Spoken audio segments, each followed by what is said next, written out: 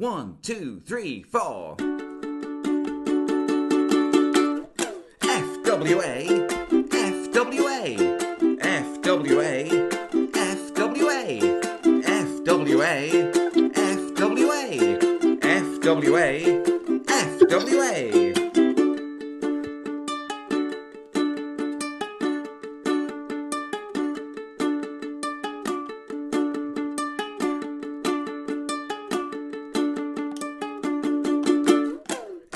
FWA, FWA, FWA, FWA, FWA, FWA, FWA, FWA.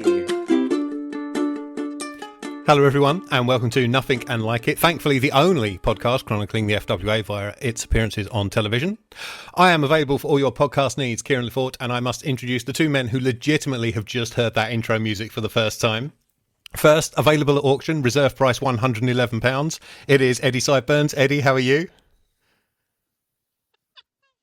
I never expected when I came up with this idea for this podcast that we would be opening it. And we discussed this in the Dundee Arms. Did not expect that 5 years, however many years later, that we would be opening the show with a ukulele version of the FWA theme song. Which, again, I think that's me. I've reached that higher plane now. I don't think there's anything else that's going to be any higher than this at that point. This is. I do wish we had video for this episode because you did look like you had briefly ascended. Yeah, it's like if obviously my name on the thing now is Highway to the Ukulele Zone. If like that ended the podcast and that started the podcast, yeah, I've reached another plane. I am so excited for this. This is the best start. Let's go. And available for children's birthday parties, bar mitzvahs and funerals, it's Andy Ogden. Andy, how are you?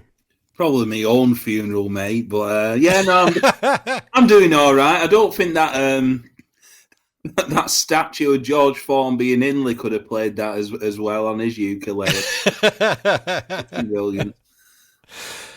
Now, by clicking on this thumbnail, you will have noticed that we are deviating from our usual format a little, in that we have summoned a portal and reached into a black void to bring you our special guest, musician, podcaster, author, YouTube megastar, the artist behind that wonderful intro tune, and of course, the on-screen face of 2004 FWA, Hardcore John Atkins. John, how are you? I'm great, Kieran. Thank you so much. Thank you guys for having me. It's really, really exciting for me to be on. I've listened to every episode, and it's really cool to be able to chat with you. So thanks for having me. I'm good. Oh, you're the one. Yeah, I'm the one. The one who's listened to everyone. Yeah. That one through line through every single episode on the stats page. That's me. We have known each other a very long time, but haven't actually seen each other in ages, we've figured out. Yeah. I don't know if I've ever asked you what got you into wrestling in the first place. How did you become a wrestling fan? I think it was kids at school talking about it and having like stickers and books and stuff. And I never saw the real WWF. thing. I'm talking about WWF, yeah, sort of like early 90s, late 80s maybe. And I would just see all these pictures of these sort of huge characters, and it looked like bright and exciting and massive and violent. And it was sort of forbidden as well. Like we never had Sky or anything like that. So I think in my head, I built it up to be something more than it was. So for about the first sort of 10 years of my life, as a wrestling fan, I probably didn't see any wrestling, basically. I just kind of knew about it from like books and things like that. But yeah, basically just other kids, it was like huge in the sort of early 90s over here in England. How did you end up getting into the business? Are you another victim of Star Search like I was? Yeah, but I didn't realize until listening to this show that you were from Star Search as well. Yeah. But yeah, I went to Star Search having seen an ad in Power Slam magazine, and it sort of said, have you ever wanted to get into wrestling but not be a wrestler? And I was just like, that's exactly what I want to do. And I've just finished university. This is the job for me. And so I went to London, like I sort of got a train to London thinking, right, where's my CV? I've probably got like a shirt and tie on or something. Just sort of thinking, I've got to put my best foot forward. Little did I realize until I got there that it was basically like a fan event. It wasn't so much a sort of job interview as just, I think like Strong Styles, you remember Strong Styles? I think he even had like a table set up there selling videos and stuff. Of course. Like he was going to milk cash out of anybody. Yeah. It wasn't in any way like sort of here's a chance for you to kind of change your life. It was just like kind of come along and meet some of the boys and stuff, It was a combination of that and a really terrible version of one of those graduate job fairs. Yeah. Okay. Yeah. Yeah. And so what was the most, like, have you always wanted to be like a performer in that way, and specifically within wrestling or just in general? Yeah. I guess when I started watching worldwide. Oh yeah, I guess I did see some wrestling as a kid, but very, very little. I also, in my ITV region, it was very, very hard to come by. So I would still only see it when we'd like go and visit my grandparents or something. But basically the character, and this sounds insane in a way, but the character that always stood out to me the most was Tony Schiavone. I Right. just thought this guy is like, men don't get much cooler than this guy, right? Tony Schiavone. Because he's on every show, beginning to end. He watches every match. He's on it all the time. He seems like a nice guy. And I feel like I could do that job. Like, I'm not sort of 6'5", 280 pounds. I'm like a average height guy, slightly above average weight. And that just seemed like the job for me. I could talk, and I just sort of thought, yeah, that's what I want to do. Yeah.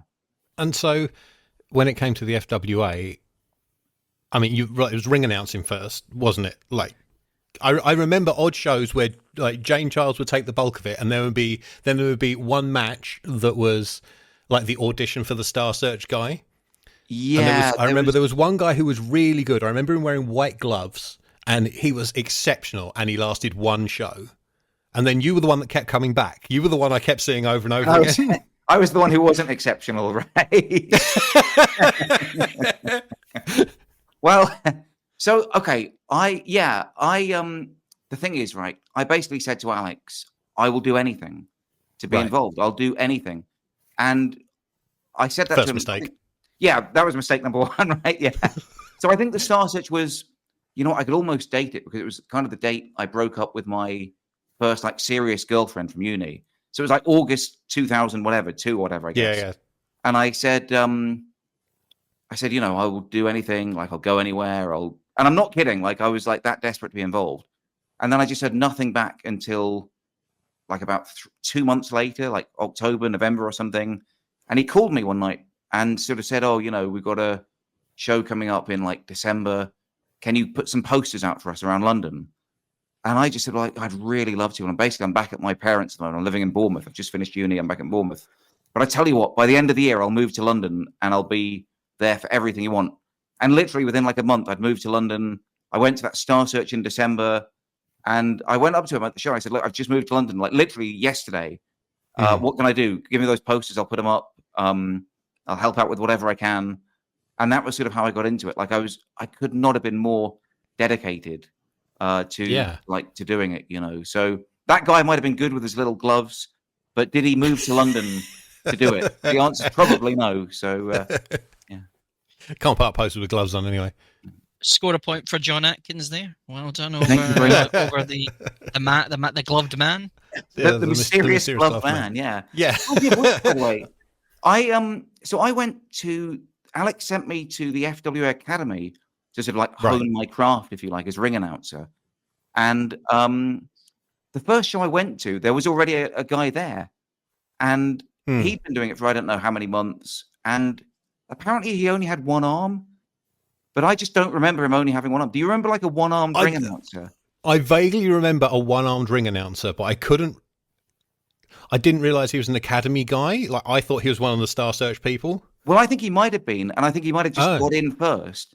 But again, I think I sort of, with my, careerism and, sort of naked being able ambition, to put up posters with both arms. yeah, basically, just sort of, shoved him to one side. And, I think he was another victim of my, naked greed and ambition, I guess. Yeah. It's how you get to top in wrestling, isn't it? Holding other people down. Yep. So how did you then up becoming the front man of the TV? Was I roughly on point when I said Alex basically rang you up and told you to get to Manchester because they were shooting the TV that day? Oh, yeah. No, well, sort of. It's a good story. I like your version of the story. No, I'd known about it for a bit, I think. But the problem was there's a bunch of stuff. And by the way, can I just say, before we talk about the TV stuff, all three of you have been so unnecessarily kind to me. Because I don't deserve it. Like, I really don't deserve it, okay? I had no... So what was the question? How had Alex told me about if I knew about the TV? Yeah. I think I did know about it. But again, as is one of these things with Alex, like he would tell you about something that's going to happen in like a month or 3 months or 6 months, and then just give you no more information about it. So be like, yeah, we've got a TV show coming. You'll be the host for it. Okay, great. When is it? Where is it? Who's writing the script? What do I need to wear? Yeah. Where do I need to go? And basically, I just got like no further information until pretty much like that day, I think. We went up to Manchester, I think the night before, and I ended up sleeping on the floor of the Manchester Massive, if you remember them. Declan and yeah. Yeah. And again, it's just one of these things. It's sort of like, you know, if I'm meant to be like filming a TV show, right?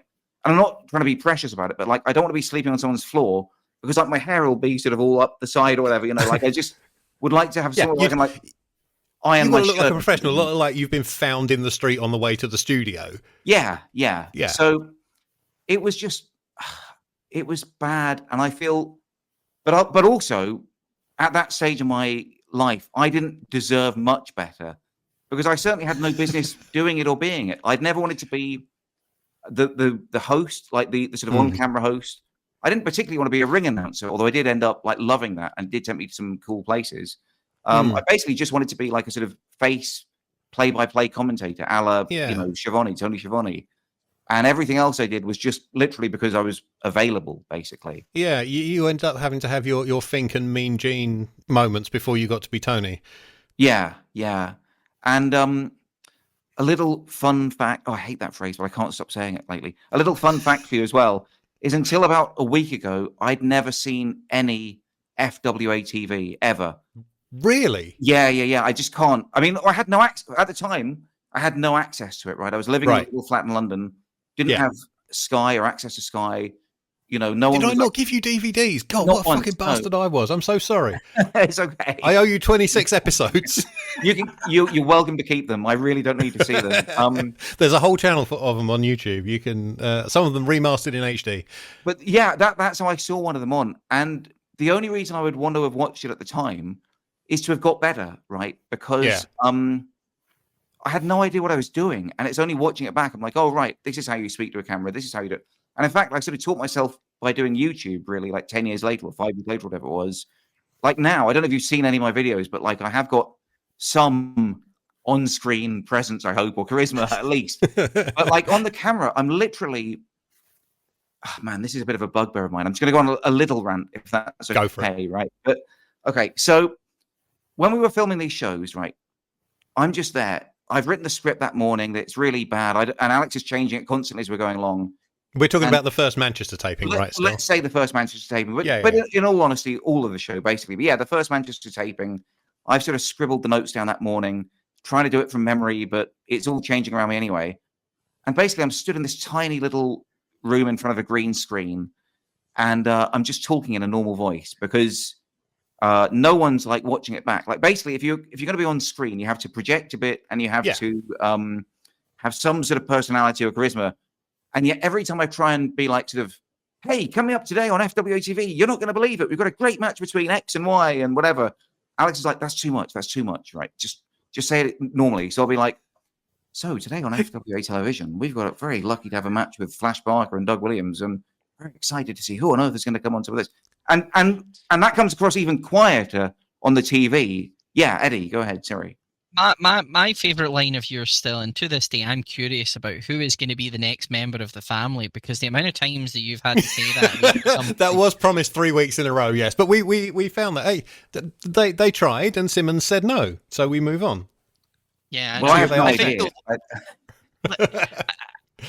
I think we are we're very nice to you, and obviously again we can see obviously you're someone who's just kind of doing this for the first time in terms of that, so that's why we're not going to be kind of real harsh bastards about it. Although I do enjoy when I do compare you to Vincent Price, or when you had the big kind of book of folders and it was like Michael Aspel of This Is Your Life. Yeah. But yeah, like it's again, like I mean, one of the things I remember, one of them, I think it was the Doug Williams one, where there was a match where John commentated on it and was ring announcing, I think, or something like that. I think it was in the Doug Williams compilation or something. I don't remember. There's something coming up that I don't want to spoil, but I don't remember you doing commentary regularly till the 2005 season after I'd gone, like the Barry produced season, which which was that you and Coyne? No, it was. I don't think so, because Andy Coyne had taken over the presenting slot. Right, and Tony. I thought Tony did the presenting once. Well, we'll find out in about a year. Right. Well, the thing. I remember you finally got moved into the play-by-play slot. Yeah, there's the classic series, which was you and Barry. Me and Barry what? Commentating? Yeah. I'll take you. Sorry, do I need to use the kayfabe name? Charming Don Charles. No, I just have no memory of it. The thing is, my memory is that you and I, Kieran, worked together for like a year, like fairly closely, fairly regularly, filming stuff, working on stuff together, whatever. And then Barry took over for season 2. And I feel like it lasted about 3 weeks. Like, I believe he either managed 6 or 8 episodes. I don't have my spreadsheet open in front of me. Yeah, that's what I mean. So it wasn't like a big thing. And that, for me, that was probably 1 or maybe 2 blocks of filming. So it may have happened. I just don't remember anything about it. Yeah, so Barry did 8 regular episodes, and there are 4 episodes of something called FWA Classics, which is basically any leftover footage we can get money out of the wrestling channel for, I do believe. But I was gone by then. Yeah, so I forgot that you'd left exactly. But what was just annoying about it is that basically Andy Coyne, you guys criticize him as a commentator to some extent. I mean, but he has a great voice and he is charismatic on screen, I think. And basically, I think he should have been the host from day one, and I should have been the play-by-play or the commentator from day one. Do you know what? I could I have seen very little of the stuff Barry produced that series, but I completely agree. Like, as soon as you see like the 2 roles reversed, like it was immediately obvious that that's where it should have been. Yeah, but again, there was one guy sort of in charge who had all the ideas and wasn't really open to any suggestions. So So outside of being the TV anchor and the ring announcer, I'm going back to 2004 kind of thing now. Okay. And poster putter upper. Did Alex have you doing anything else within the company? I mean, I feel like I was doing. I don't want to say I was doing everything. I wasn't doing everything, but I was with him all the time. Like, I moved to London to help with FWA, to be involved in FWA. Yeah. So I can't tell you like the things that I did, but I was just always on hand if he needed something, if it was someone to talk through stuff, to help him type stuff up. Officially, actually, I was the FWA press officer. Right, which was a thankless task in more ways than one, because I literally just remembered this about 20 minutes ago when I was like thinking about what I was going to say. I just remembered before Uprising 2 at the York Hall, I sent off like a press release to the Metro, the free London paper. Yeah. Goes, like, I don't know how many million people every day. And they called me up and said, "This is great. We'd love to do a story." And I'm like, "Okay, cool. Let me put you in touch with Alex." Alex is in like a sort of 4-day-long meeting with Dino, phone off, doesn't answer my call, doesn't, get in touch with them. And it's just completely blown, I know if I had spoken to myself and said, "Yeah, I'll tell you all about it," I'd have got like killed, because it's sort of like, "Oh, you shouldn't have said that. That's wrong. Yeah. My idea is this," So just totally pointless. But that was like my official position. But I basically moved to London and did temp jobs for however many years, or work nights or antisocial hours, so that I could be wrestling FWA first and foremost. I quit jobs rather than miss shows. I've walked out of jobs. I, missed numerous like family and friend stuff. It was all like, for me, all I wanted to do was be involved in the wrestling. A dedicated soldier. Yeah, just a shame I was no good at it, really. But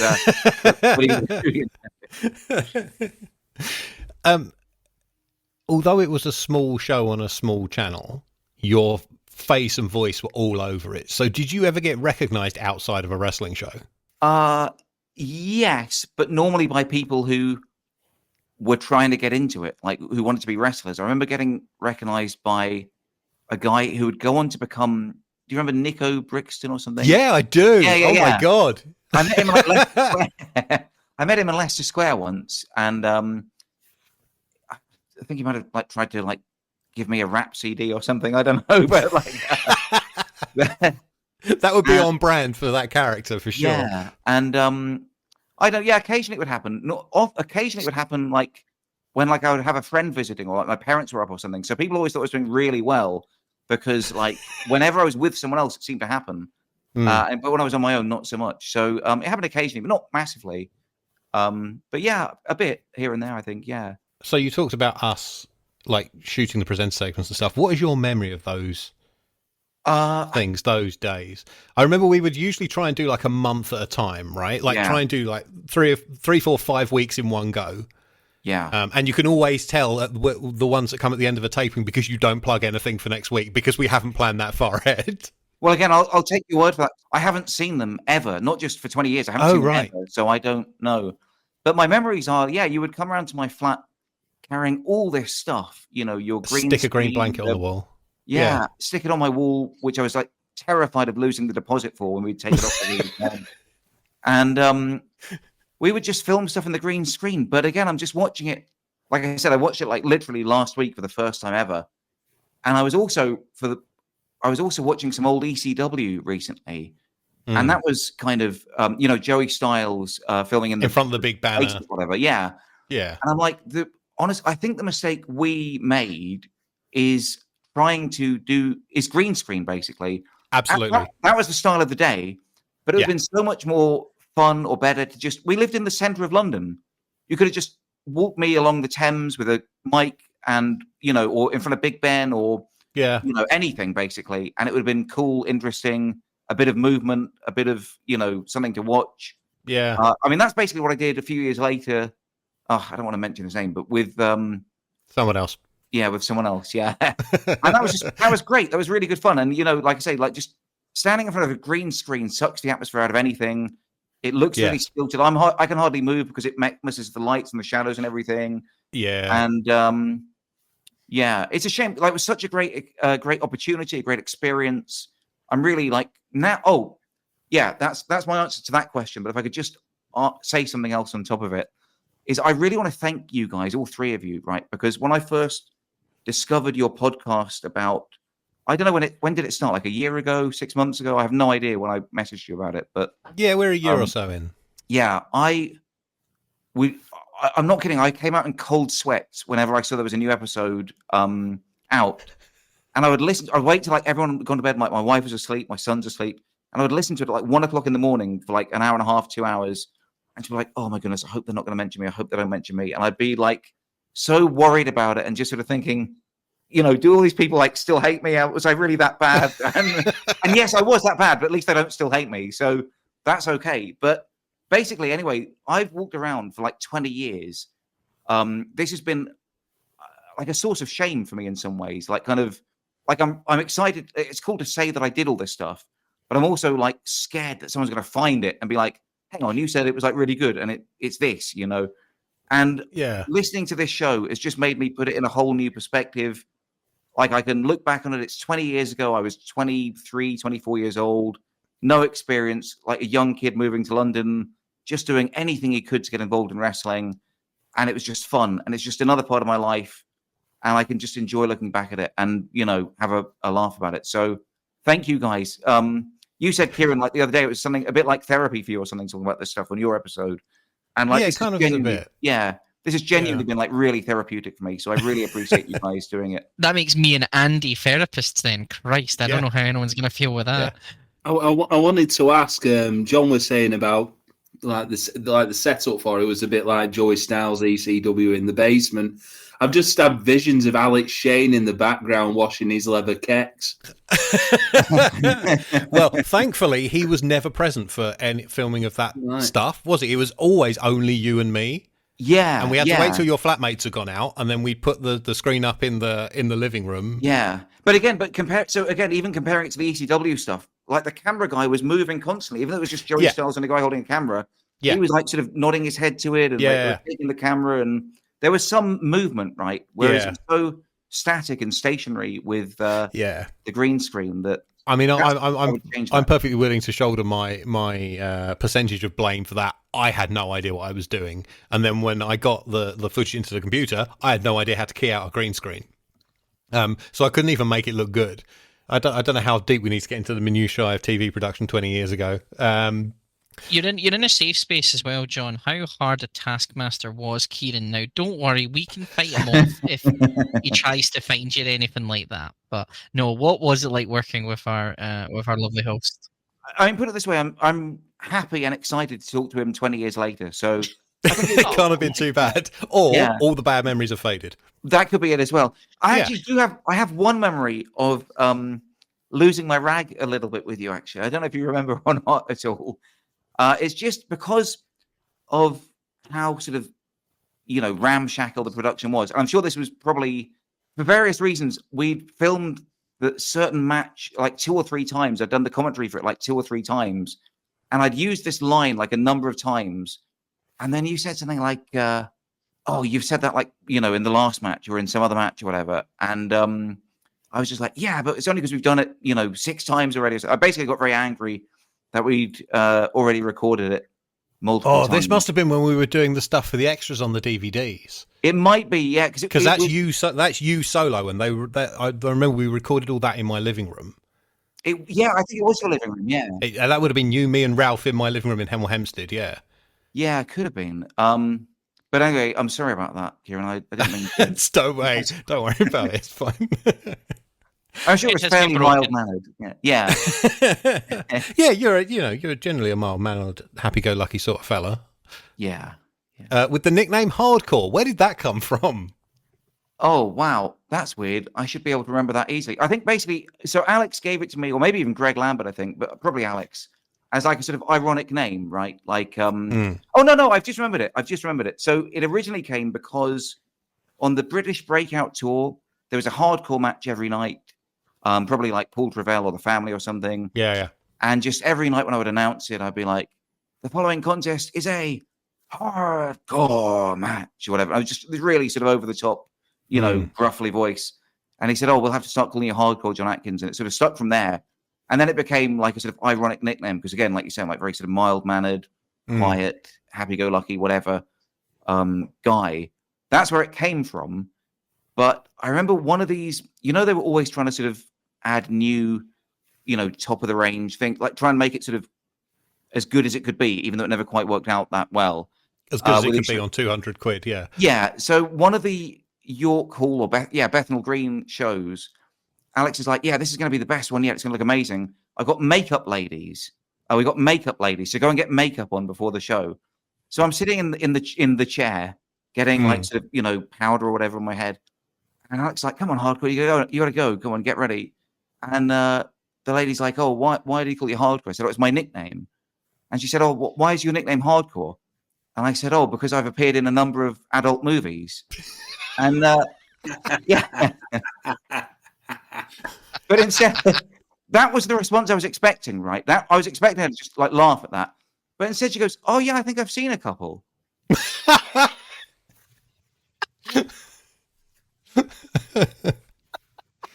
I need to go back and re-record and add that to your list of previous occupations that I ran off at the beginning. So, like, who did you like? Who did you hate? Good memories, terrible memories? What do you want to get into? Let me think. So I think at the time, most of my friends... Well, hang on a second. Okay, so first I should say, like, I was just obsessed with Alex, right, to begin with. It's like, I'm going to get, like, super honest about it. Like, I don't want to say he could do no wrong. He did lots and lots wrong. But somehow I was, like, very much in the spell. I could overlook it. It was all for, like, the greater good, the cause, the fight for British wrestling, whatever. Yeah, like, it's the cult leader thing, isn't it, really? Yeah. I could not... Yeah, I understand. I like, we have an episode entitled "I Was in the Cult," That was, of course. Yeah, I've heard it. And so, at that time, I would have said he was like one of my best friends in the world, and I still don't probably have that much ill will towards him today, honestly. But then I haven't seen him for 20 years, so I don't know. But certainly when it began, like I said, I went up to him. I literally moved to London to get involved. I told him I will do whatever you need, whatever it takes. And whether that was like, like I say, going down to Portsmouth to do academy shows, walking around London on my own, doing postering, being the host, being there on call, doing whatever it was that was needed. I made myself available to him. So but at the time, I thought we were like really good friends as well, and I don't know if that was the case or not. You know, Do you think it was a bit of a one-way street? I don't know. I mean, I don't know. I'm not a good judge of character. My wife will tell you that I'm really not. Like, if someone says something to me, I'll generally take it at face value. Like, I'm just really not cynical, you know. So, I don't know. But I certainly was very, you know, close to him, very friendly with him. On the tours, generally, I was more friends with like the sort of non-wrestling people, like yourself, Kieran, Ralph. I'm still friends with Ralph to this day. You know, we had a chat a few weeks ago. Yeah, love Ralph. I don't know why. Well, I do know why I like Ralph so much. You guys know who Ralph is, right? Yeah, the music guy. Yeah, the music guy. So basically, he when it started, he was still going down to like the Academy shows as well. Goodness knows why, but I guess just So for context, like he lives around lived at the time around the Birmingham area. Yeah. And one of the things that I loved about FWA when I went to my first show, which was Uprising, by the way, Uprising 1, I was just like, man, this is so good. And part of what makes it so good is the music. They've all got like bespoke themes and they're like professional sounding and they fit the characters and they're good musically and everything. And then I went down to the Academy and I heard the Chris Justice theme. And I'm like, literally the only good thing about Chris Justice, and it is impossible to find that track. This is the thing. I've been friends with Ralph for like 20 years, and I haven't had the guts to ask him for a copy.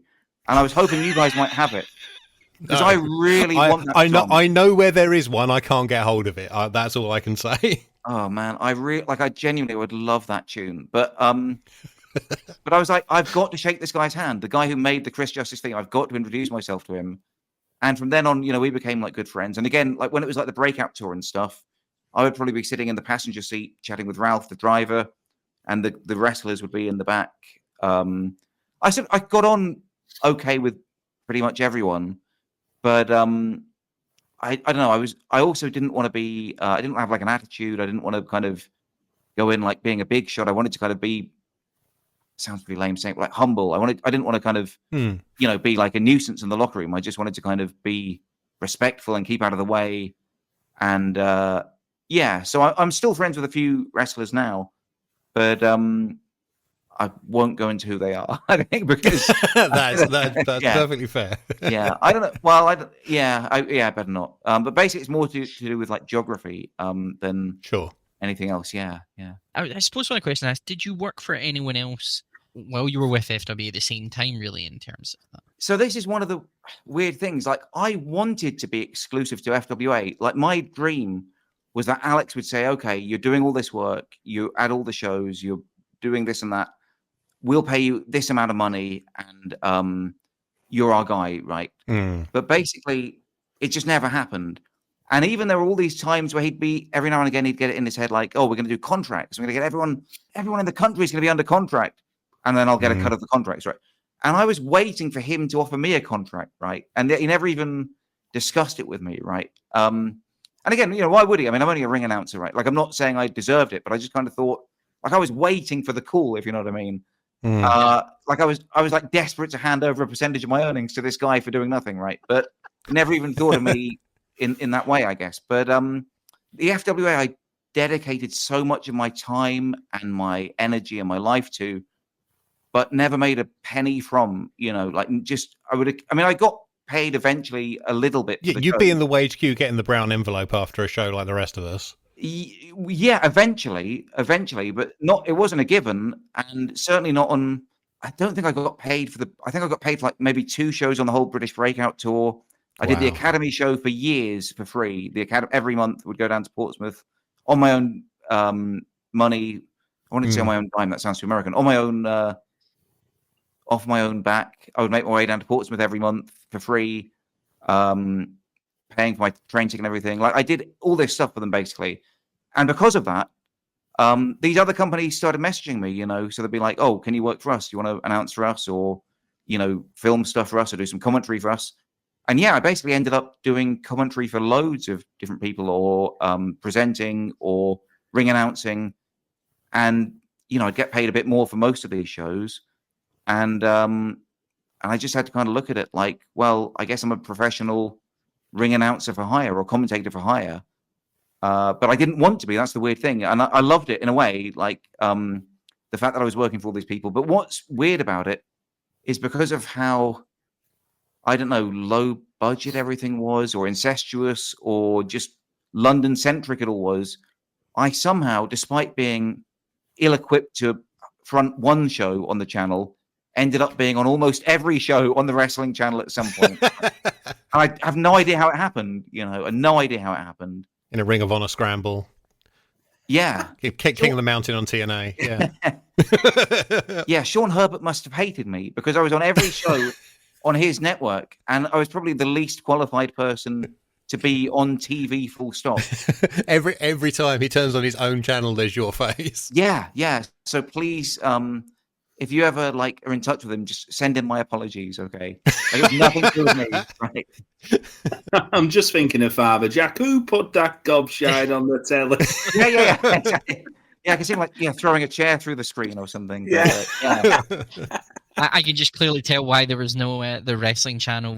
Like one of those music videos they'd normally play during those things. I can just clearly tell why. Like a John Atkins promo reel, like the Jody and Johnny and Juice and Liger ones. I can just tell probably maybe that's why we were not given one, John, unfortunately. That's okay. Yeah, hey, I've got a story for you guys, but it's probably unsuitable for broadcast, but I've really got to get it off my chest. Do you want to record it and we can decide if we're going to cut it out? Yeah, I want to record it. Two stories, actually. Okay. They're really bad, and I feel I feel genuinely guilty about one of them. But I've got to get it off my chest, right? Okay, so just because you mentioned one of you guys yelled out TNA a few seconds ago, right? Yeah. Now, I don't know if you remember, there was, again, this is 20 years ago, but at some point there was a World Cup or something in TNA where they were going to have the World X Cup. Yeah. World X Cup. That's it. Yeah. Yeah. Have teams of 4 or 5 from all these different countries coming. Okay. And there was going to be a team, or there was a team England, right? A team GB, whatever it's called. Yes. And basically, this can't go in the podcast. Okay. It really can't, but I've got to tell you guys. Okay. Basically, Alex and I were on the train to Manchester, perhaps to film, one of those early shows or something. And Alex was on the phone to Dave Penza, right? Using my pay-as-you-go phone, by the way, because he didn't have any credit. And I think I probably paid for both of our train tickets as well, right? Mm. And basically, Dave Penza was trying to book some of the top FWA guys. I won't say who they are because I can't remember for certain who they were, but they were big names. So as far as I remember, it was supposed to be Jody, Johnny, Doug, and I think Robbie Brookside. That was what they wanted. Yeah. So is this story in the public domain already then? Or? A little bit, yes. I know. So there was I think there was 1 year where all the Brits they wanted got replaced with Brits they didn't want. And then they tried it again the next year and just scrapped the British team completely when they couldn't get who they wanted. So the 2014 was James Mason, Robbie Dynamite, Extreme Dean Allmark, Frankie Sloan, and David Taylor. And then 2 years after, it's Nigel McGuinness, Doug Williams, Johnny Storm, and Jody Fleisch. So I'm assuming and then 2005 was the one where they just scrapped the British team because they couldn't get the dates on everybody. But how do people know this story? Because it was just me and Alex on the train. How does anyone? Alex has a big mouth. Well, yeah, I guess that makes sense. Also, there's the TNA end of this. I guess, but basically, anyway, they were trying to book these big guys to do a show in America when it was a big deal. Mm. And Alex is like, "Oh, sorry, it's the date of our next Brent Town Hall show or whatever." Mm. And he just basically blocked the booking, right? So those 4 guys, and I think whoever it was, probably was Johnny, Jody, Doug, and whoever. Yeah. They obviously didn't do too badly in the end, but that would have been amazing for them. And I feel guilty just having witnessed the conversation that those guys had that sort of opportunity taken away from them to get 40 quid at Brent Town Hall or whatever it was. You know what I mean? It's just preposterous. But again, at the time, I sort of thought, oh yeah, but it's all for the greater good. The FWA, the fight for British wrestling. Okay. Well, I guess that's one of my stories I want to tell. Apparently, everyone knows it, so forget that. I don't know how. The other one I don't see how it can be in the public domain, but who knows with this stuff, right? This is really bad, and I'm only saying it to get it off my chest, okay? And I would have dealt with this so differently today. Do you remember those big Coventry shows they did, right? There was Uproar and International Showdown, yeah. Yeah. There was one where the Ring of Honor owners came over, like, you know, Sid and Carrie and whoever else were there at the time. And there was like a big raffle, right? Now, raffle was kind of my thing because in Morecambe, people had the raffle or whatever. Yeah. So there was a raffle where you could win a ticket to America to see Ring of Honor. Oh, right? we know who won it. We know this. How do you guys know this stuff? Like, because he talks about it on his own podcast. Hi, Benno. How you doing? Hi, Benno. Benno. Like, what does this mean? Ben- Who won it? What does that mean? Okay, so it was won by Richard Benson, known as Benno, who runs Grapple, which is a big wrestling podcasting network in the UK. Okay, yeah. And what happened? He badgered Alex for ages, and eventually he got sent because Alex had no intention of giving him the prize. And the show he went to was Samoa Joe versus Kenta Kobashi. Oh wow. Okay. Well, okay. I feel a bit better now then. Okay. Have we harpooned both your stories? Yes. To some extent, they've been harpooned, but I feel a lot better. I've been carrying this around with me for 20 years because I basically was told it's like a Duff Raffle. No one's winning the prize. Pick out like a dummy ticket, and you know, because there's like 2,000 people there or whatever, no one will be able to tell at the time that no one's won it. They'll just say like, you know, make your way to the merch stand to claim your prize to give your details in.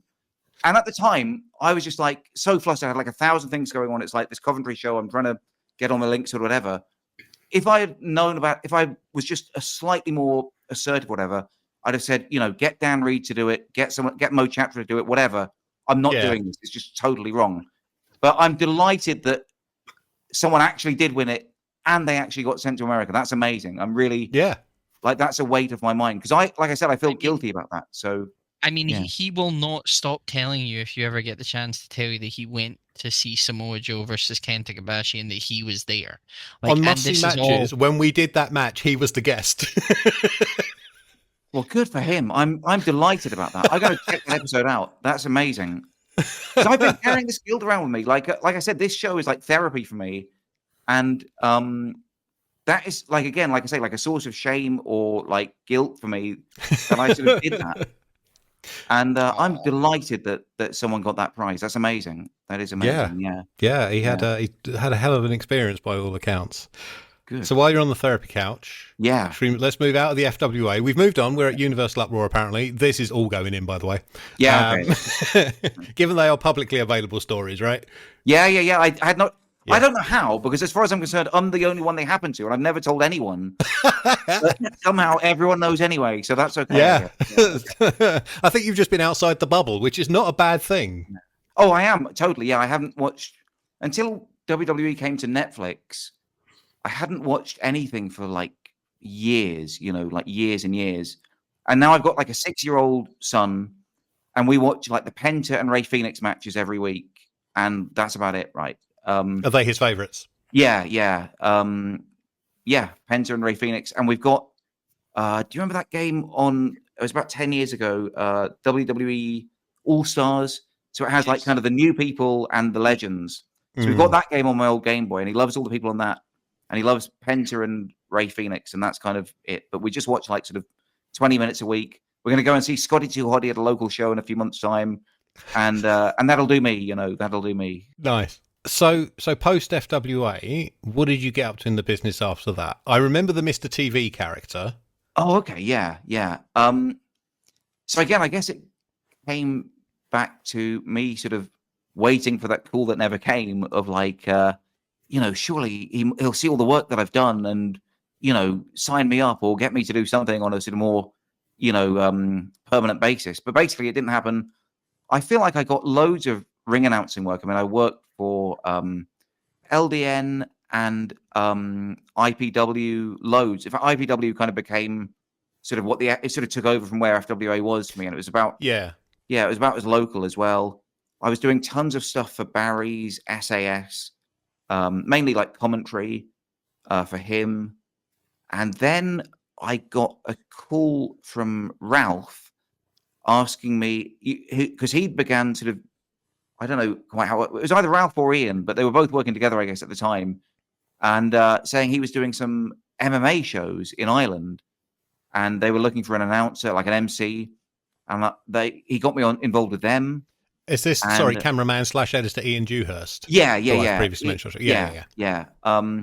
So I started doing these shows for the cage fighting shows, and again, I was getting paid like, I don't mind talking about money too much, but basically for like FW, I'd be getting paid say 30 quid a show, and cage fighting, I'd be getting paid like 400 quid a show, plus flown to the venue and put up in a hotel with like food and stuff. So it actually make it worth your while. Yeah. So it was like amazing, right? To be getting to do them, and then like some boxing shows as well. Again, same sort of deal, going from like 30 quid a show to 350 quid a show or something. And what else? Oh yeah, and then I got a call out of the blue from Stu Allen, the late great Stu, in, I don't know, it would have been like 2012, 13 or something. And he'd got involved with someone who was recording commentary and links and stuff for, I don't know what it was, but basically he was like recording, like he'd bought like 1,000 hours of footage and was just basically adding commentary, graphics and interstitials and things, and to chop it up and sell it as content, basically. This wasn't the CMLL stuff, the Lucha that got sold into France. It wasn't that. It was New Japan, and really, yeah, just before it became like really sort of popular. It was New Japan and I forget what, some other MMA stuff and some boxing stuff. And basically, I went to these places, and this guy had a recording studio in the same block as RQW House or whatever it was called. Really? And yeah, so that's how Stu got in touch with this guy. Okay. And then Stu put me in touch with him, and I ended up going and filming like tons and tons of stuff for him, and getting paid way more than like any wrestling stuff I'd done. I would literally like take a day's annual holiday off work every month to go and do this, because again, it was like an extra sort of week's wages or something. Yeah. So I guess I don't know why I'm talking so much about money, but basically, in short, I carried on for 5 or 6 years doing bits and pieces here and there, wrestling, boxing, MMA.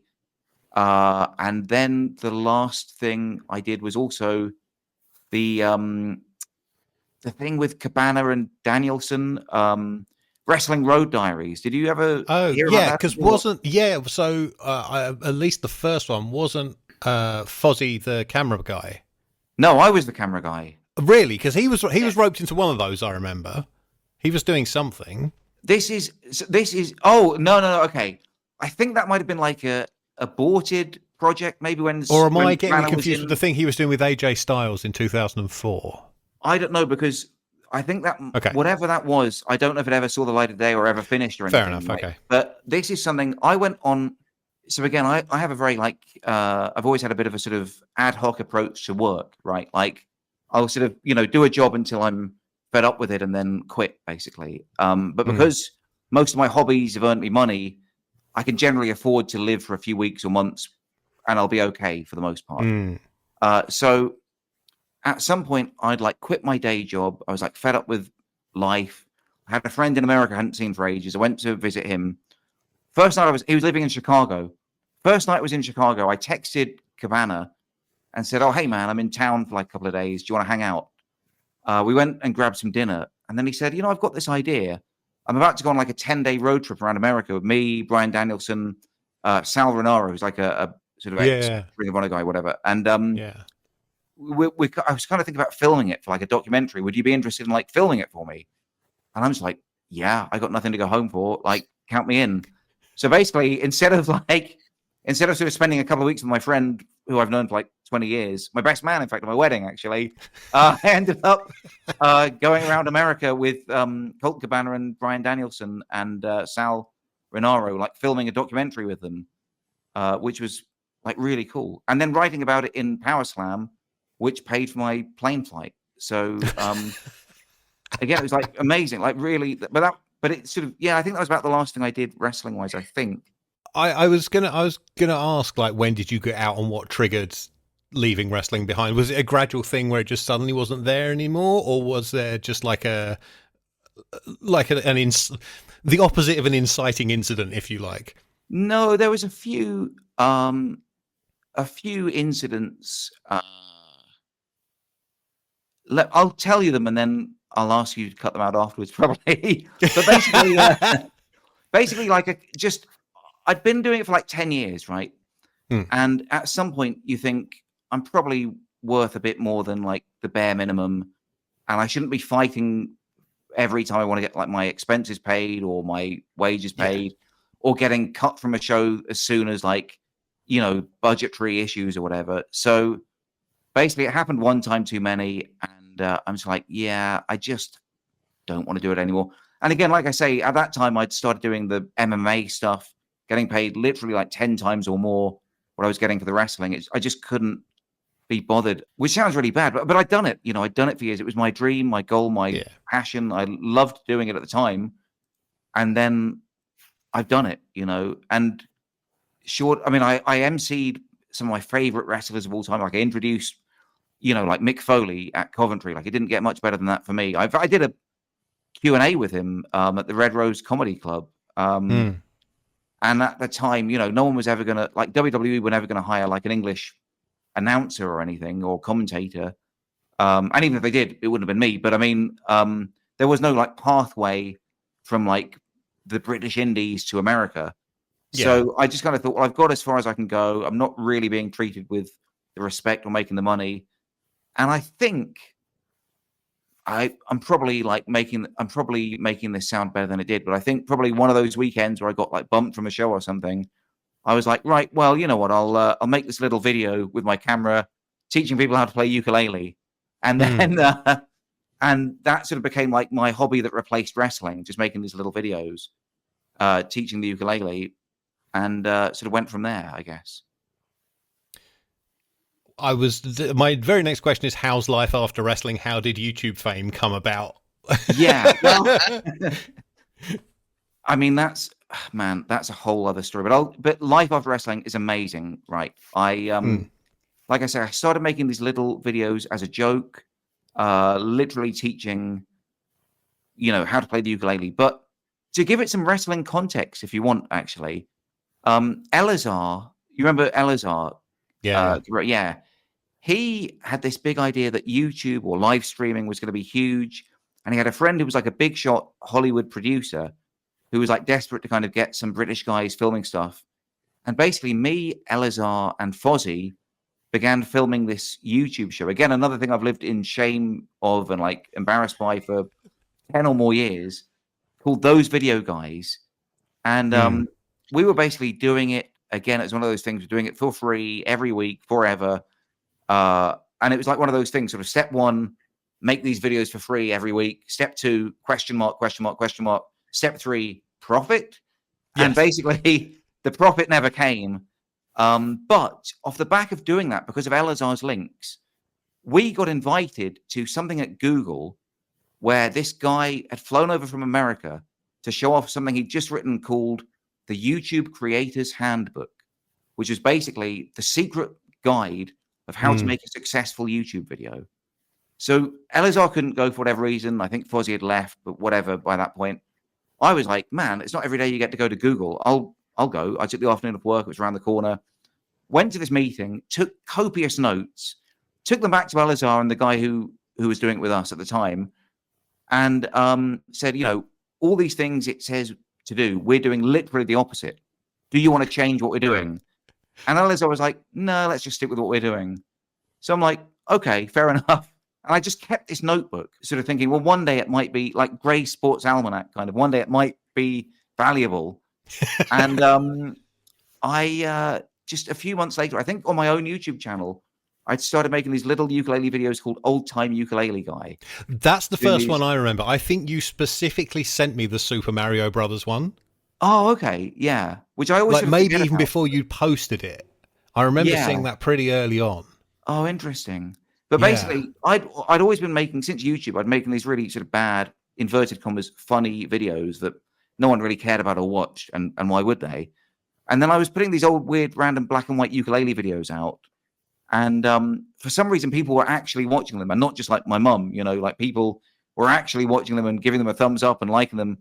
And I thought, hang on, maybe we should explain. Sorry, just quickly, that the gimmick is that it's like a ukulele player from, let's say, the 1920s, complete with sepia filter, playing super anachronistic modern songs and stuff he shouldn't know about.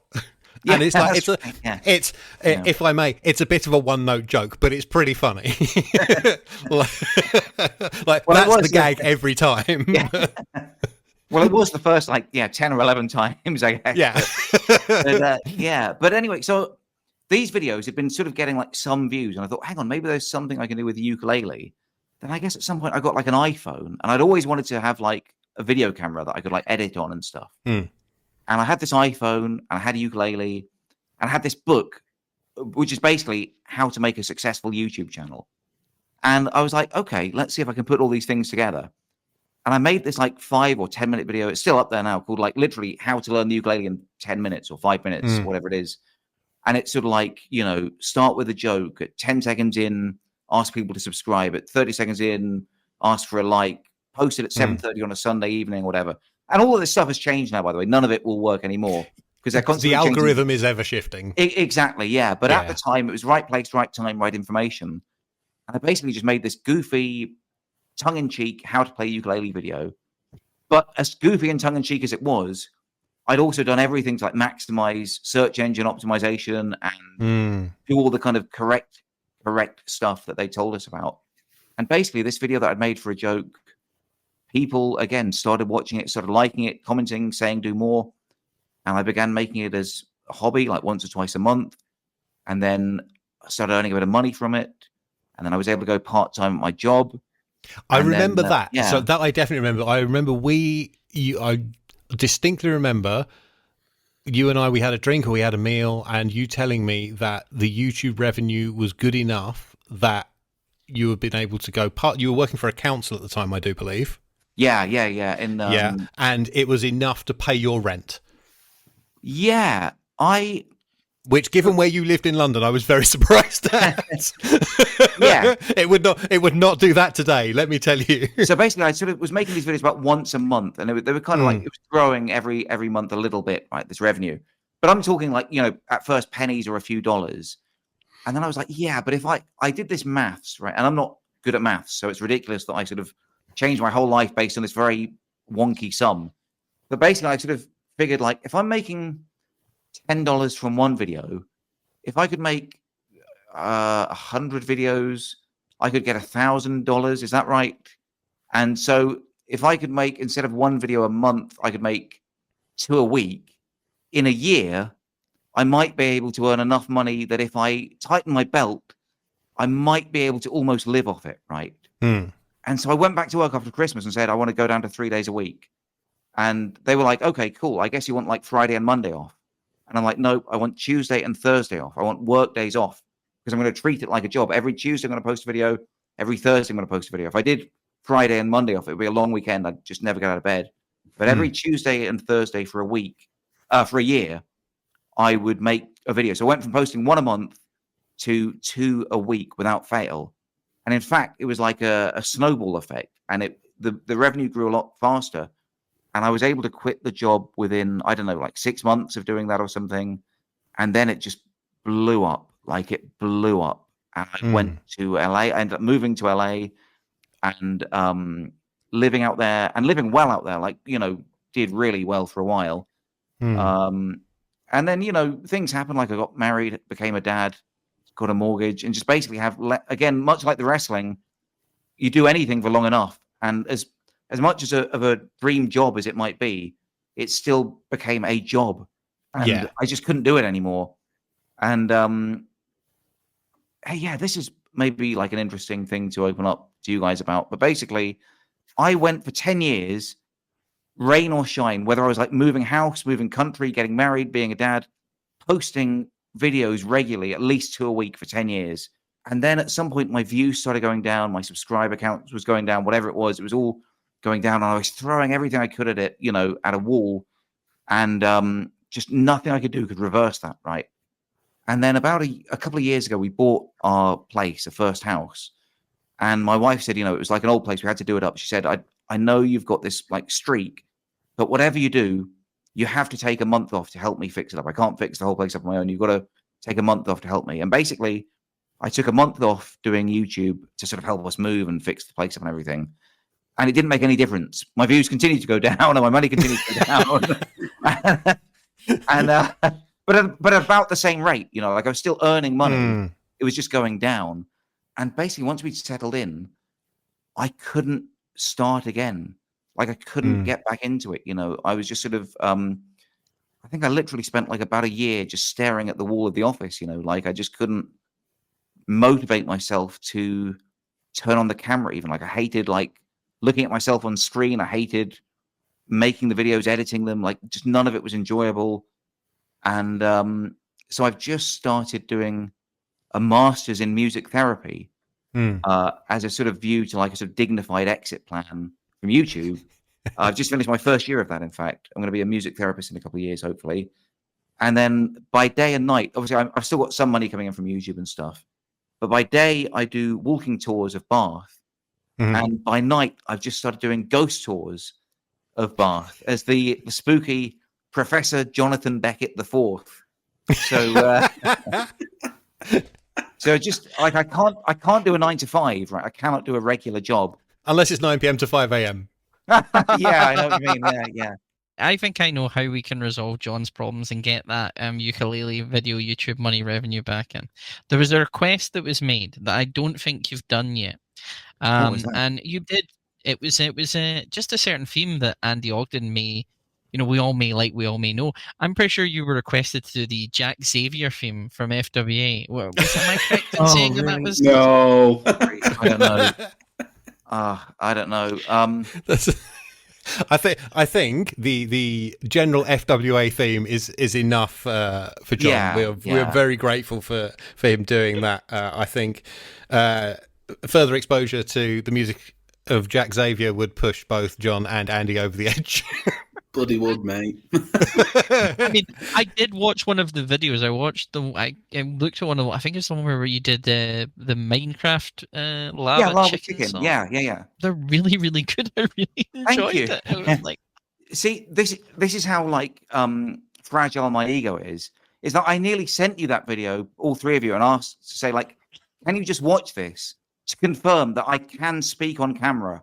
Like I have some on-screen presence, right? Like I'm not the Vincent Price ghost in a void kind of thing that you guys think that I am, which is fair enough, by the way. Like I say, I watched it for the first time, a week or two back, and I'm like, yeah, I get it, right? All that criticism, totally justified. But again, like you said on your show, Kieran, I was 22, 23. I didn't know what I was doing, But that, as I mentioned, that went for the whole company. At the time of doing FWA TV, I was 24 going into being 25, and I was one of the oldest people on the crew. Alex Shane is younger than me. Not by much. Yeah. Yes. Okay. But he's like, there's a point where he is 23 years old and the managing director of what is nominally a national wrestling company. That's mental. That shouldn't be allowed. And even when we looked at the ages of the performers, like once you take out like Drew McDonald, for example, the oldest person on the shows is Ulf Herman at 36 or whatever it is. And then you've got Raj Ghosh, who started at 17. Like, it was an incredibly young company all around. And when it came to the TV, I mean, I think you will join me in saying neither of us were ready to do it. But we were just like sort of young and hungry and desperate to be involved in the wrestling business, and this was, the first step of the dream come true. There's a reason why you say one of the series or one of the kind of things that we have is Kieran learns on the job. Like, you are not. Oh yeah, sorry, it's not public, but the each season is titled. And the one we're in now is called Kieran learns on the job. Sorry, breaking that wall down. But it is, again, and as this is you just going into doing this for the first time. This is John's first experience of having to kind of use a green screen and have to deal with that and kind of the limitations that you all kind of have in essence. And even extending to the wrestlers, when I put a camera in their face backstage at a show, a lot of them have never done TV promos before, and I don't know how to direct them. We've all just watched the same WWE, right? Yeah. That's how we've learned how to do this stuff. It's just by watching other people do it. So, like, we're not, like, there's no, like, again, we're even though we're critical about certain people and someone's specifically critical about referees and stuff like that, which is, again, talk for another matter.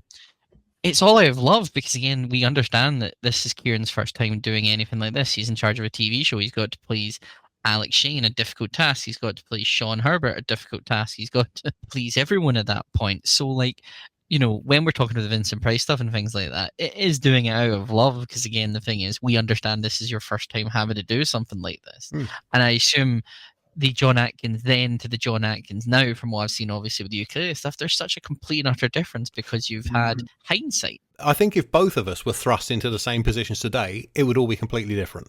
Oh, yeah, totally. Well, guys, I mean, my company's, I don't know what's happening with tournament just yet, but I will get back to you as soon as I know about it. Are we on the list of people to call when that tournament finally kicks off? Yeah. Do you need a ring announcer, by the way? I'm down for that. I could dust out the old bow tie again if you needed one. But, just for the halftime, if you can just get the ukulele and just keep going, then that's all I would ask for, mate. But yeah. just something that I think about so much in terms of the FWA is that we were just a little bit ahead of our time. I'm not saying like we were like better than what we were. I'm just mean in terms technologically speaking, because no iPhones, no YouTube. Yeah. You know, people today grow up with like social media and Instagram. We had a website. People had to go and check that website to see what was going on. Radio FWA, you and Fozzie were doing podcasts before podcasts were a thing. You just didn't know it. That's true as well, yeah. And again, I never heard that either because I didn't have a computer to listen to it on. So, like, you know, we just didn't. If we had iPhones, it would have been a different thing, you know. Yeah. So I do sort of wish we could have been around the same like roster, maybe, but like 10 years later, basically. Yeah, we were ahead of our time and behind the budget. Yeah. So this is completely unrelated to any of that stuff we've just talked about. It was something I noticed recently, and it's maybe a bit contentious, and I don't want to start anything between you. Oh boy! But I noticed that John has a cage match profile and Eddie doesn't, despite both of you having officially had wrestling matches. I can't believe you would do this to me. I cannot believe it. That's what we've got time for. Thank you very much. Bear in mind, in my defense, I have 4 matches that pop up on Cage Match. One of them is a charity boxing match that should have no place on it. And just a reminder that I am undefeated 3-0 in terms of professional wrestling, but completely retired, and I do not get involved anymore. But just want to let you know. I've got to look this up. This is news to me. I've got to see what this means. I have no idea about that. Cage Match, John Atkins. Okay. To be fair, we're brothers of the cloth because we appear on Cage Match. It's just we don't have profiles. I mean, to be fair, what's my profile really going to say? Retired. And then it just asks Trigger to put like a big link towards this podcast. They know how old I am and how much I weigh. Does everyone know everything about me? Like, where does this information come from? All different sorts of people. Cage Match has moles everywhere. Yeah, they know almost everything to do with professional wrestling. Amazing, cool. I'll check that out at my leisure. But thank you for informing me of that information.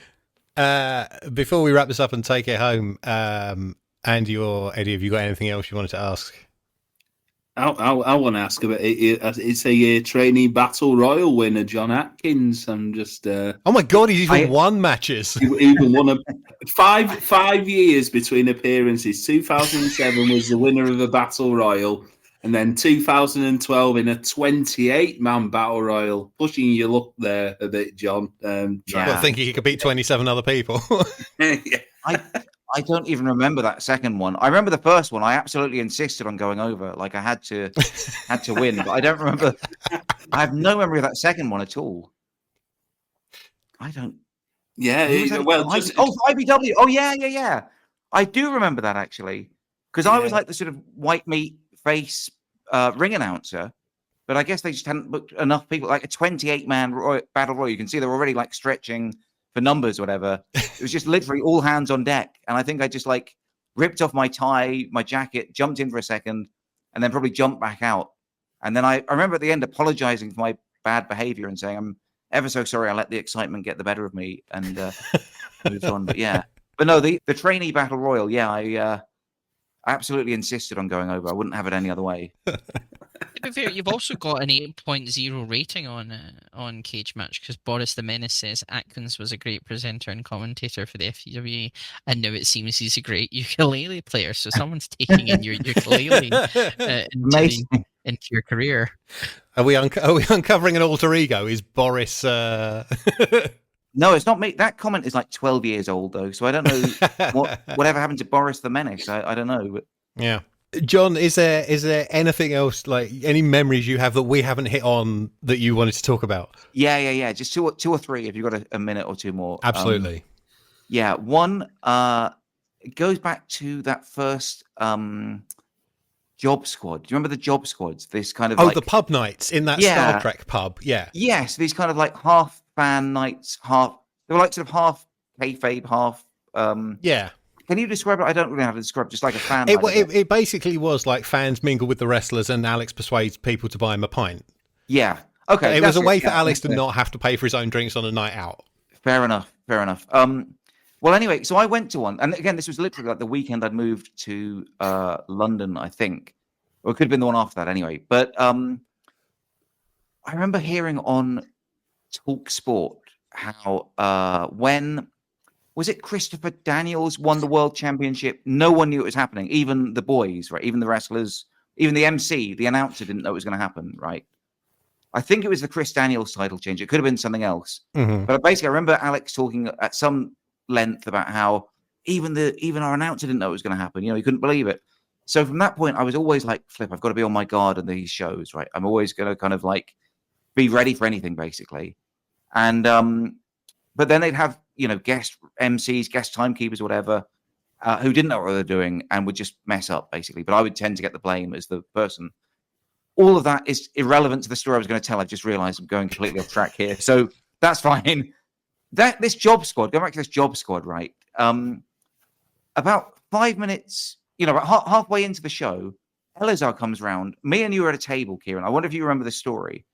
And Elazar just hands you a camcorder and says, "Oh, Kieran, why don't you start filming? You know, it might be nice to get like a few shots of this for some reason."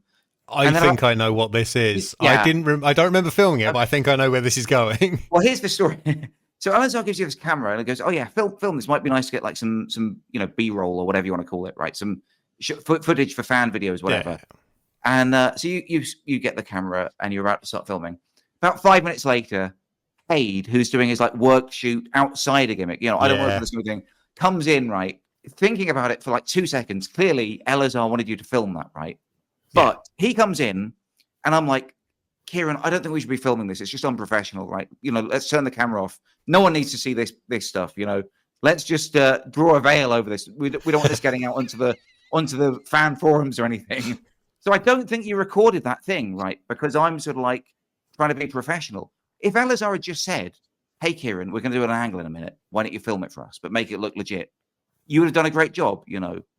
But because they work the boys all the time, they lost out, you know.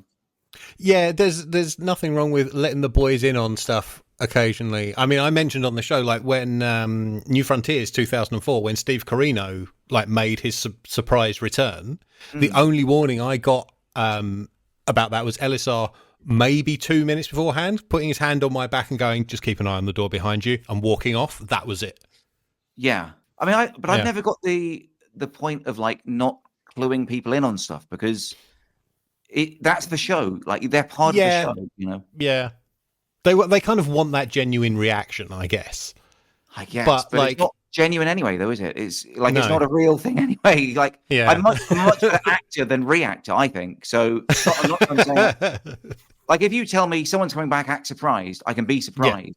Yeah. If someone comes out and I'm not expecting them, I'll just be like, kind of, hang on, is this meant to be happening? Like, what's going on? Like, I'll just be like, I'll just assume someone's made a mistake, probably. So I'd rather know what's going on anyway. But yeah, so that's one thing I wanted to mention. But you remember that at all? Do you? That now you mention it, I have a vague memory. I wasn't sure I was in the room when that happened. Like I have a terrible memory anyway, and this stuff is years and years ago, as we're talking about now.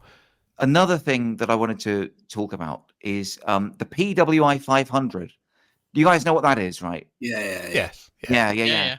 So the first year that I was, again, like I said, the press officer for the FWA, Alex gives me like the address of, I don't think it was Bill Apter, I think it was like Brandy Mankiewicz or something, whoever the editor was at the time, and says, "Oh, they've asked us to send in, or can you send in some profiles for the PWI 500 this year?"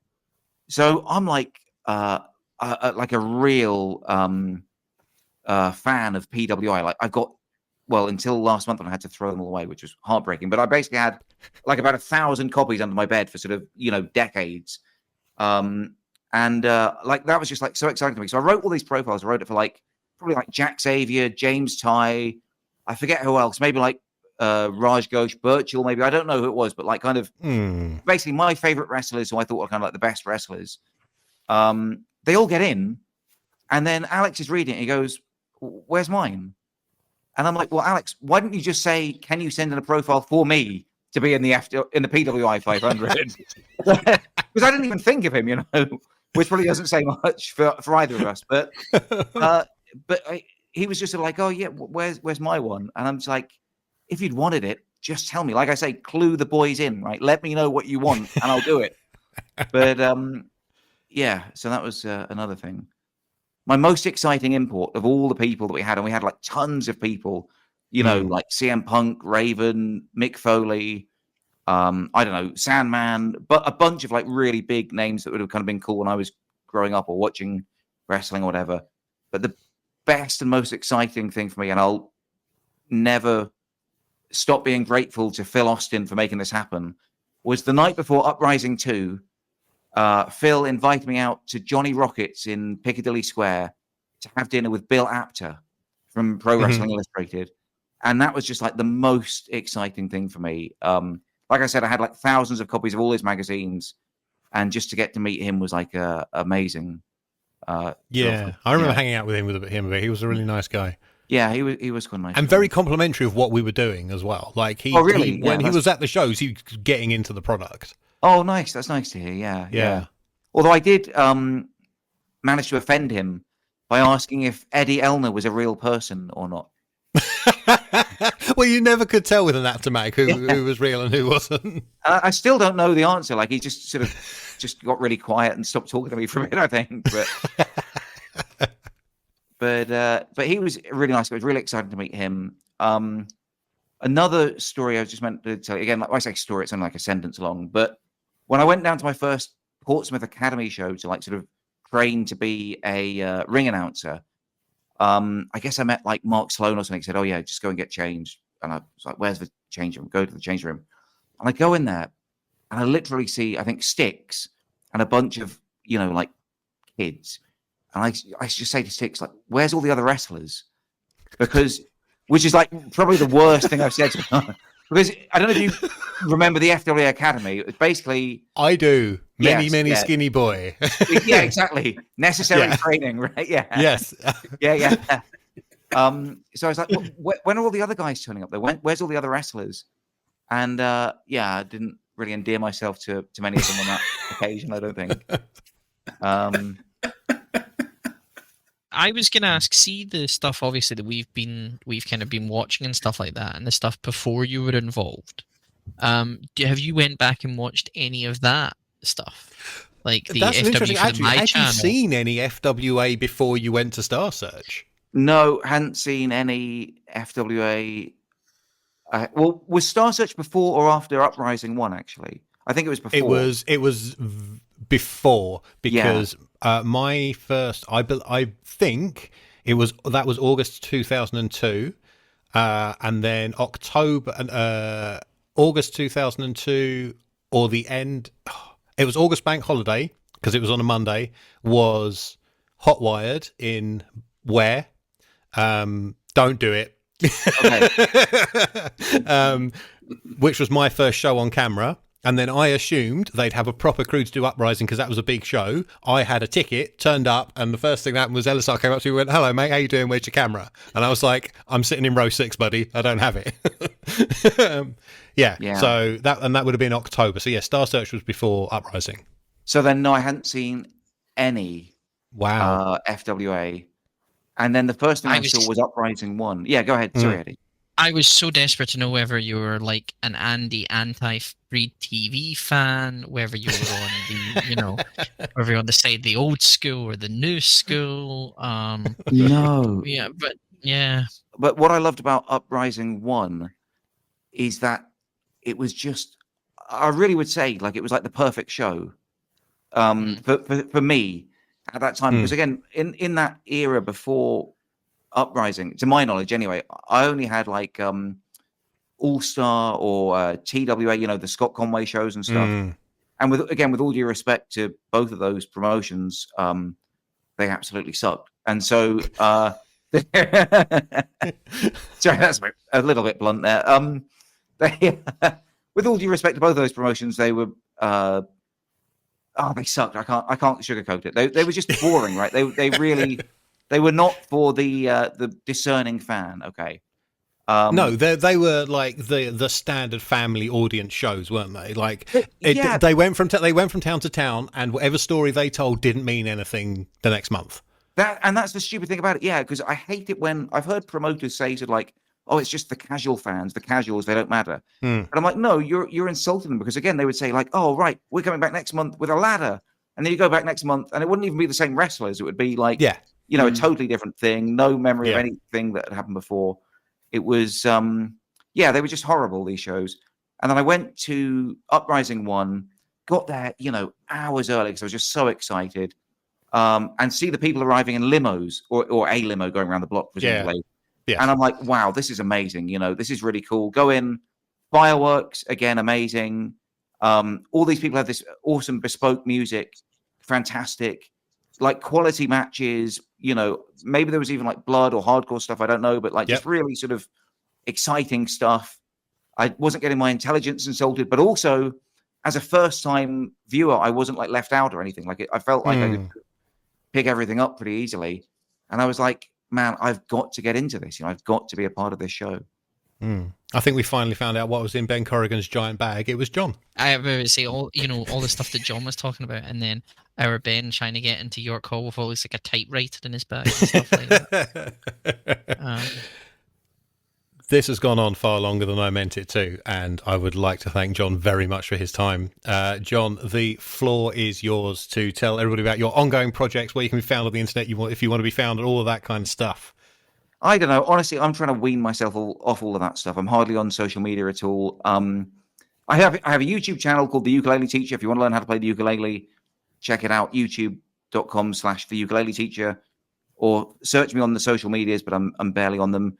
I also have my own ukulele-themed podcast where I just interviewed Nikki Campbell from the Wheel of Fortune, of all people. So check that out as well. It's called The Ukulele Podcast. And but basically, check out...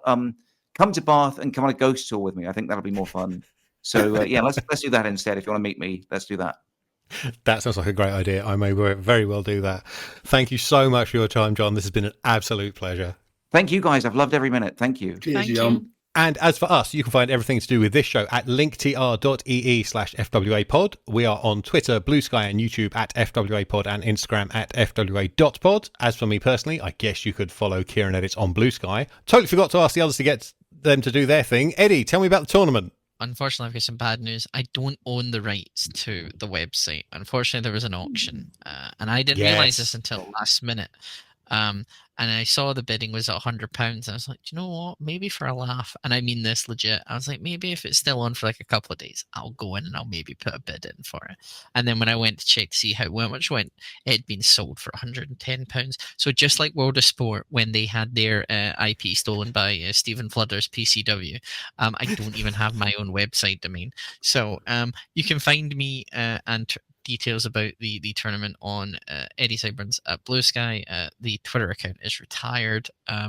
You can go and listen if you're a Grapple Patreon. You can listen to my King of the Mountain pick, which was the Anatomy of a Feud, CZW versus Ring of Honor. But yeah, the tournament, again, I really can't talk about it much because I'm still in mourning over the fact I don't have the fucking website address domain. Simply because you couldn't stump up an extra 10 quid for 5starwrestling.co.uk. I didn't even know it was available, and I didn't know how long I had left. Can you stop making me feel even more sad? Thank you. And Andy, tell us about the world of Graps and Claps. You can follow me on X at Oggy Part 3. Follow the podcast at GCP Podcast 1. And recently we've added reviews from Grand Pro Wrestling in Hindley, which was a fun chat with Ben and Jeff. Also, a family promotion that follows up on its storylines and doesn't insult your intelligence. Exactly, mate. And also the latest edition of Shite, Volume 4, with Matty Edwards, where we looked at Hulk Hogan versus The Undertaker from 2002 Judgment Day, where Hulk Hogan gets dragged along on a bike. And also coming up, me and Kieran are recording the latest episode of Working a Reslow, where we've discovered a few things, Kieran. We have indeed. I'm looking forward to that a lot. Thank you once again to John for his time, and thank you for listening. Next episode, we'll actually talk about some wrestling again, and there's 2 things you can do about it. Ukulele and like it. FWA, FWA, FWA, FWA, FWA.